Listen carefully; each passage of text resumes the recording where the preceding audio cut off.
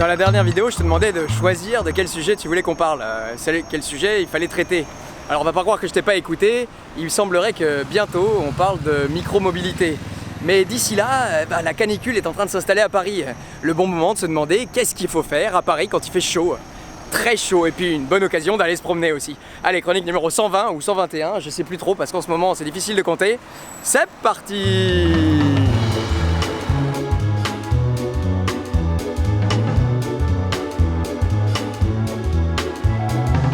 Alors pour se désaltérer, dans Paris, dans les parcs, t'as les fontaines avec de l'eau potable, c'est marqué sur le côté. Mais il faut bien l'avouer, les plus grands gourmands, ce sont souvent les chiens qui viennent lécher. Alors du coup, plus haute, plus belle et moins à la portée des canidés, t'as les fontaines Wallace. Alors là, pour boire directement, j'ai jamais vraiment compris parce que pour passer la tête, c'est compliqué. Mais en vrai, ce qu'il faut, c'est venir avec une bouteille d'eau, la remplir et comme ça, tu fais des provisions pour après. Et puis t'as les grosses fontaines publiques où tu peux te mettre en entier. Bon, il paraît que c'est interdit de s'y baigner, mais quand même, on va pas te mettre en prison parce que t'as trempé tes pieds. Si? Non.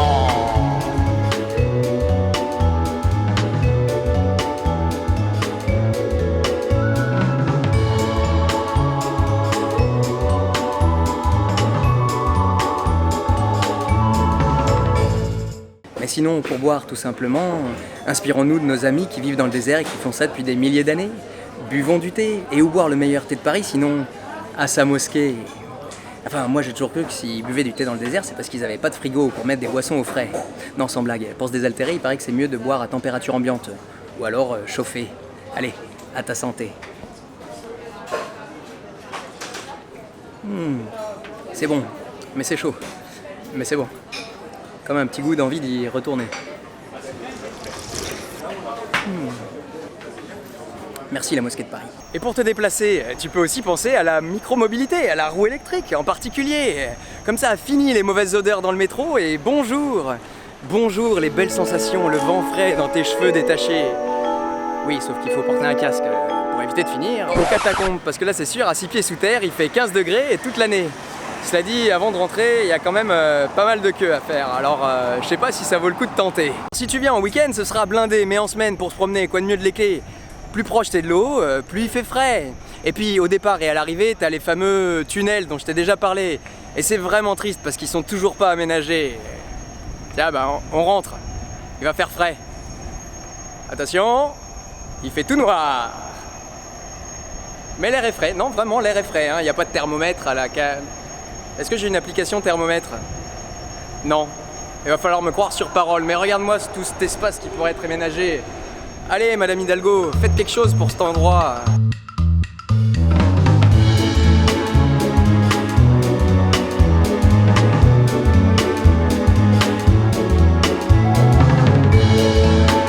Je reviens de parler depuis sous le tunnel parce qu'en effet il fait vraiment frais, tu perds 5 à 6 degrés.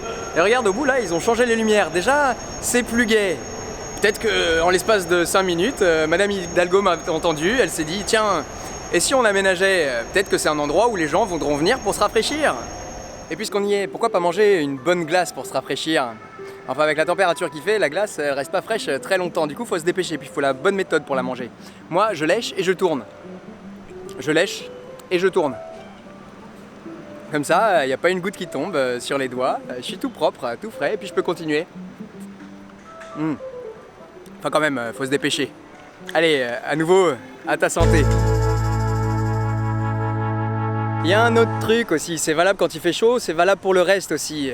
Écoute, quand on est en pleine canicule, j'en prends mon parti, je lutte pas, c'est comme ça. Et moralement, rien que ça fait du bien. J'en ai pas parlé jusque là parce que pour moi c'est pas une solution en soi, c'est pas une solution qui se tient. Mais si vraiment t'en peux plus, il te reste toujours les grands magasins. Du Bon Marché aux Galeries Lafayette, tu trouveras toujours un coin d'air frais. Mais attention, ce sera à tes frais. Oui, un petit jeu de mots comme ça, bon, ça fait pas de mal, non?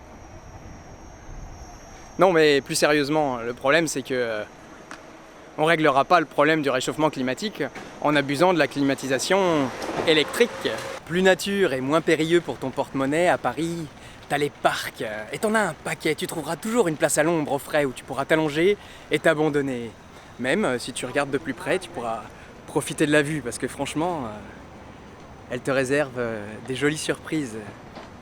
Là, ta Concorde par exemple, et puis hop, juste derrière, la Tour Eiffel là-bas. Salut!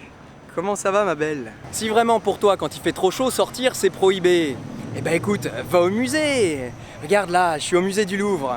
Juste en face là, de l'autre côté, t'as le musée d'Orsay. Je vais pas tous te les citer, mais si tu te le fais dans la journée, tu ressors frais, dispo et cultivé. Voilà, la parenthèse est terminée. Surtout, oublie pas de t'hydrater, même si l'eau ça fait rouiller, oublie pas d'en abuser. Enfin, pas plus que tu pourrais.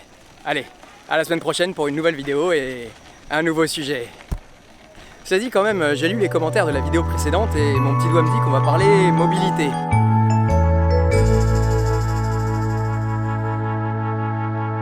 Alors ça, évidemment, ce sont que mes idées, mais toi, si t'avais chaud à Paris, où est-ce que tu irais te planquer? En commentaire, fais partager à tout le monde, à toute la communauté, qui sache où aller.